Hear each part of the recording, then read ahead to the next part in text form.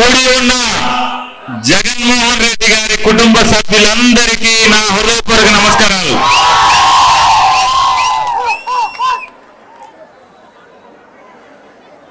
భరత్ గారు, గూడూరు శ్రీనివాస్ గారు ఇద్దరునేమో రాజమండ్రి సిద్ధం అని చెప్పని మీ అందరినీ చెప్పి మాట్లాడుతున్నారు. నేనంటాను, జగన్మోహన్ రెడ్డి గారిని ప్రేమించే ప్రతి ఒక్కరు కూడా నిద్రలలోకి సిద్ధమా అంటే సిద్ధమని అంటారు. కానీ నేను అడుగుతున్నాను, 2024లో కూడా ఎందుకు జగన్మోహన్ రెడ్డి గారికి ఓటు వేయాలి, ఓటు వేయించాలి అనేది ఒకసారి మనం మాట్లాడుకోవాల్సిన అవసరం ఉంది.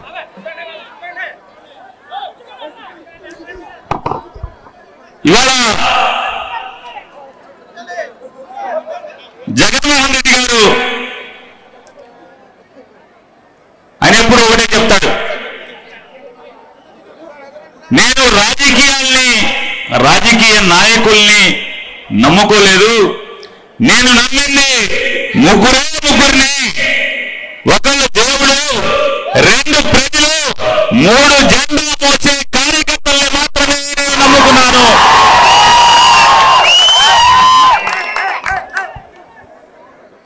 కొత్తలో చాలా మందికి ఏంట్రా, నేను ఎమ్మెల్యేని, మాజీ ఎమ్మెల్యేని, మున్సిపల్ చైర్మన్ని, ఎంపీని, మాజీ ఎమ్మెల్యేని, మమ్మల్ని వదిలేసి జనాన్ని నమ్ముకున్నానంటాడు. ఆఖరికి బొట్టబొట్టలు జెండా మోసే కార్యకర్తను నమ్ముకుంటాడు ఏంటని చాలా మంది నాలో ఉన్నట్లుగా బాధేసేది. కానీ రాజకీయాల్ని మారుస్తూ, రాష్ట్ర రాజకీయాల్ని మారుస్తూ, దేశంలోనే ఎక్కడా లేని విధంగా కార్యకర్తకి విలువించినట్టు ఎవరన్నారంటే 100కి 100% అది జగన్మోహన్ రెడ్డి గారు. ప్రజల గుండెల్లో, కార్యకర్తల గుండెల్లో, ఇద్దరు గుండెల్లో 5 ఏళ్లలో ఎవరికి స్థానం లేకపోయినా కూడా కార్యకర్తలు మాకు వద్దు, జగన్ మా ఎమ్మెల్యేని మార్చు అంటే అందరినీ కూడా మార్చుకుంటూ వచ్చారా లేదా ఒక్కసారి మీరందరూ కూడా గుండెల మీద చేసి చెప్పండి. మరి మాకు కార్యకర్తలకు విలువిచ్చినట్ట కాదా? కానీ ఇవాళ మనం చూస్తున్నాం, చంద్రబాబు నాయుడు కొడుకు కలిసి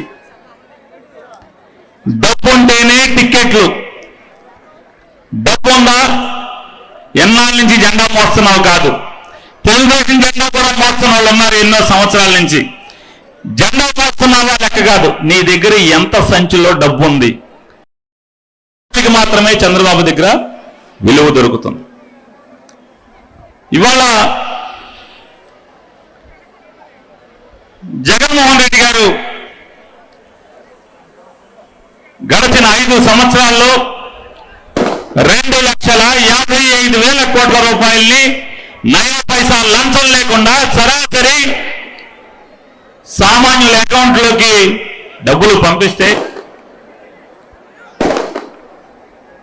ఒక 4 సంవత్సరాల క్రితం వరకు చంద్రబాబు నాయుడు కానీ, తెలుగుదేశంలో ఉన్నటువంటి చాలా మంది డబ్బున్నోళ్ళు కానీ మాట్లాడుతూ వస్తున్నారు.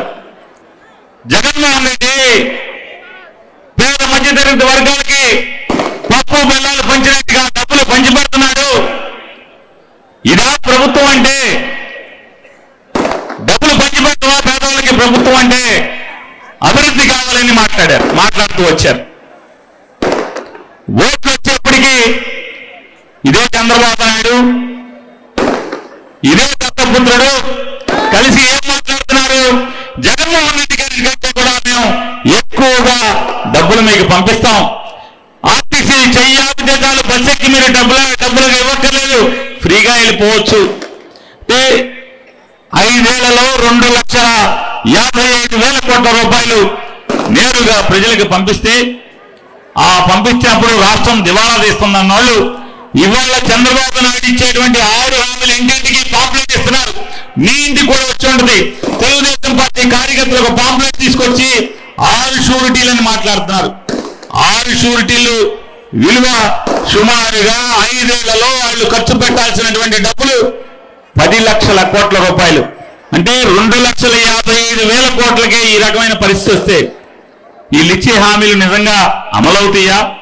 5 ఏళ్ల క్రితం కూడా Modi photo, Chandrababu photo, Pawan Kalyan photo మనకు ఒక హామీ పత్రాన్ని ఇంటింటికి ఇచ్చారు. 2018, 19 మధ్యలో 19 ఎలక్షన్లకు ముందు ఏ హామీ అయినా ఒక్కటన్నా 14లో ఇచ్చింది అమలు చేశారా?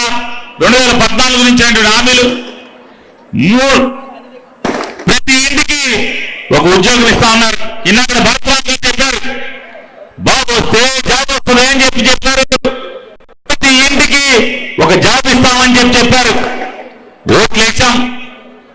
ఈ రాష్ట్రంలో ఉన్నటువంటి ఆంధ్ర రాష్ట్ర ప్రజలందరూ కూడా చివరికి అధికారం వచ్చిన తర్వాత ఎవరికి వచ్చిందా ఆ జాబ్? ఇంటింటికి ఒక జాబ్ వచ్చిందా అంటే కేవలం చంద్రబాబు నాయుడు ఇంట్లో మాత్రమే ఒక జాబ్ వచ్చింది. అది చంద్రబాబు నాయుడు కొడుక్కి దొడ్డిదారిని ఎమ్మెల్సీ చేసి అర్హత లేకుండా ఎమ్మెల్యేగా ఓట్లు వేయకుండా ఇచ్చినటువంటి ఉద్యోగం, పొందినటువంటి ఉద్యోగం కుటుంబం ఉందంటే చంద్రబాబు నాయుడు కుటుంబం. చంద్రబాబు నాయుడు కొడుకు ఉద్యోగం జాబ్ వచ్చింది, కానీ ఈ రాష్ట్రంలో ఏ నిరుద్యోగికి కూడా జాబ్ రాలేదు. ఇవాళ జగన్మోహన్ రెడ్డి గారి గురించి మాట్లాడుతున్నారు. అమ్మ ఒడి డబ్బులు వేసేస్తున్నారు ఊరికే అని చెప్పని. అమ్మ ఒడి అంటే జగన్మోహన్ రెడ్డి గారు వేసేటువంటి ప్రతి పథకంలో కూడా ఒక ఆశయం ఉంటుంది, ఒక సంకల్పం ఉంటుంది. దాని వెనకాల పాదయాత్రలో నడుస్తూ ఉంటే జగన్మోహన్ రెడ్డి గారితో పాటు చేతిలో చేయి కలిపి నడుస్తూ, అన్నా నా తండ్రి తాగుబోతన్నా, నా తండ్రి బాధ్యత లేనోడన్నా, అందుకని చెప్పి నా తమ్ముళ్ళు చెల్లెళ్ళు బడికి వెళ్లకుండా పనికి వెళ్తున్నారన్నా, అన్నా నా భర్త అంకికిరాడన్నా, నా కుటుంబం ఇబ్బందులు పాలైపోతుందన్నా, ఇల్లు గడవడానికి ఇబ్బంది పడి నేను పనికి వెళ్తూ గట్టి లేక మనసు చంపుకొని బాధలు తట్టుకోలేక బడికి వెళ్ళాల్సినటువంటి పిల్లల్ని నాతో పాటు పనికి తీసుకెళ్తున్నానన్నా, నువ్వు రా అన్నా, నువ్వు వస్తావు, ఈ బాధలు గట్టెక్కించన్నా అని చెప్పిన మీదటి ఆ బాధలన్నీ కూడా చెవురారా విని మనసుకి ఎక్కించుకున్నటువంటి జగన్మోహన్ రెడ్డి గుండెలతో ఆలోచించి అమ్మ ఒడి పథకం, బడిలో ఉండాల్సిన పిల్లలు బడిలో ఉండకూడదు, పని మార్పించాలంటే ఆ ఆర్థిక బాధలను అధిగమించడానికి తల్లికి అమ్మ ఒడి అనేటువంటి 15,000 రూపాయలు సంవత్సరం ఇవ్వాలనేటువంటి ఒక గొప్ప లక్ష్యం, సంకల్పమే ఇవాళ అమ్మ ఒడి పథకం. జగన్ నమ్ముతారు, ఒకటి ముఖ్యమంత్రులు మారుతూ ఉంటారు, ప్రభుత్వాలు మారుతుంటాయి. జనం ఓటేసినప్పుడల్లా ఎన్టీ రామారావు వెళ్ళిపోయి ఒక మర్రి చెన్నారెడ్డి వచ్చాడు, లేదా ఒక విజయభాస్కర్ రెడ్డి వెళ్ళిపోయి మళ్ళీ ఎన్టీ రామారావు వచ్చాడు. ఎన్టీ రామారావుని గోలు చేసి చంద్రబాబు వచ్చాడు. చంద్రబాబుని పడిపోయి జనం పడగొడితే రాజశేఖర రెడ్డి గారు వచ్చాడు. రాజశేఖర రెడ్డి గారు మరణిస్తే రోసయ్య వచ్చాడు, కిరణ్ కుమార్ రెడ్డి వచ్చాడు, మళ్ళీ చంద్రబాబు వచ్చాడు, మళ్ళీ జగన్మోహన్ రెడ్డి గారు వచ్చాడు. ఎంతమంది ముఖ్యమంత్రులు మారుతున్నా ఈ రాష్ట్రంలోని పేదవాడి కుటుంబం పేదరికంలో ఉంటుంది తప్పితే దానిలో మార్పు అనేది ఎప్పటికీ రాదు. కేవలం పేదవాడి ఇంట్లో పిల్లల ఉన్నత చదువుల ద్వారా మాత్రమే ఆ ఇంట్లో పేదరికం పోతుందని నమ్మిన వాడు జగన్మోహన్ రెడ్డి. అందుకోసమే ఈ పేదరికం పారదోలటం కోసమే ప్రభుత్వ బడుల మీద, పేదవాళ్ళ పిల్లలు చదివేటువంటి ప్రభుత్వ బడుల మీద 16,000 కోట్ల రూపాయలని ఖర్చు పెట్టి ఇవాళ పేదవాళ్ళ పిల్లలకి, డబ్బున్న వాళ్ళ పిల్లలతో పోటీగా చదువు నేర్పించేదానికి ఇవాళ ఎంత కష్టపడి పనిచేస్తున్నాడు. ఇదొక్కసారి మనం ఆలోచించాల్సిన పరిస్థితి. ఇవాళ పేదవాడి మీద పెట్టేటువంటి ఈ పెట్టుబడి అభివృద్ధి కాదా అని మిమ్మల్ని అడుగుతున్నా. ఎవరైతే అభివృద్ధి లేదు, పంపిణీ ఉంది, డబ్బులు పంచుతున్నాడు, సంక్షేమం ఉంది, అభివృద్ధి లేదని, ఇది అభివృద్ధి కాదా అని చెప్పి అడుగుతున్నాను. పేదవాడి పిల్లల కోసం ఖర్చు పెట్టేటువంటి ఈ ప్రతి పైసా పేదవాడి కుటుంబం నుంచి పేదరికాన్ని పాల్గొనటానికి ఇది పెట్టుబడి కాదా అని చెప్పని మనం ఇవాళ అడగాల్సిన, ప్రశ్నించాల్సినటువంటి సమయం ఆసన్నమైంది. ఇవాళ జగన్మోహన్ రెడ్డి గారు ఏది చేసినా ఇవాళ ప్రభుత్వ బడులే కాదు, ఆసుపత్రులు ఇవాళ ఈ రాష్ట్రంలో 17 మెడికల్ కాలేజీలు 8,000 కోట్ల రూపాయలు పెట్టి 17 మెడికల్ కాలేజీలు కొత్తగా తీసుకొచ్చాడు. మీ రాజమండ్రిలో కూడా మెడికల్ కాలేజీ ఓపెన్ అయిందా లేదా? మా ఊళ్ళో ఓపెన్ అయింది.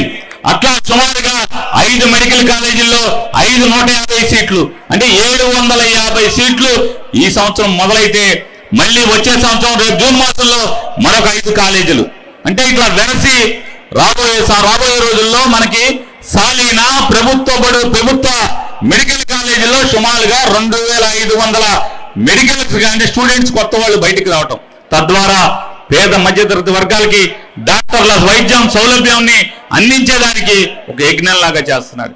ఇవాళ ఏదైనా తీసుకోండి మీరు, అది ఇదని కాదు.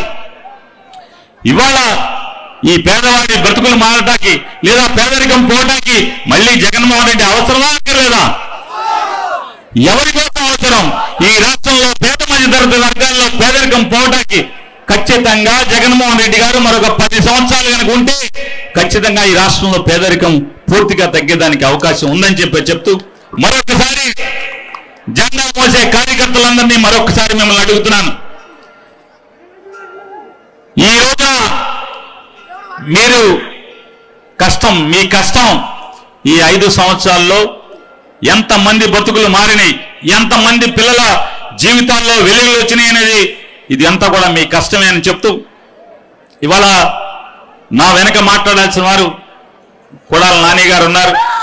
సమయం ఆసన్నం అవుతుంది, లేట్ అవుతుంది కాబట్టి మరొకసారి మీకు చెప్తూ విద్యావంతుడు డాక్టర్గా ఈ రాజమండ్రి నుంచి అగ్రవర్ణాలకి కాదు, చదువుంటే మేము కూడా చట్టసభల్లో గట్టిగా పనిచేయగలమని చెప్పని భరత్ నిరూపిస్తే భరత్కి తిరిగి వారసుడిగా డాక్టర్ గూడూరు శ్రీనివాస్ గారు, అలాగే పార్లమెంట్ సభ్యుడిగా సుమారుగా 2500 కోట్ల రూపాయల నుంచి మరొక 3000 కోట్ల రూపాయలు ఈ రాజమండ్రి బాబు చేతకు తీసుకొచ్చాను.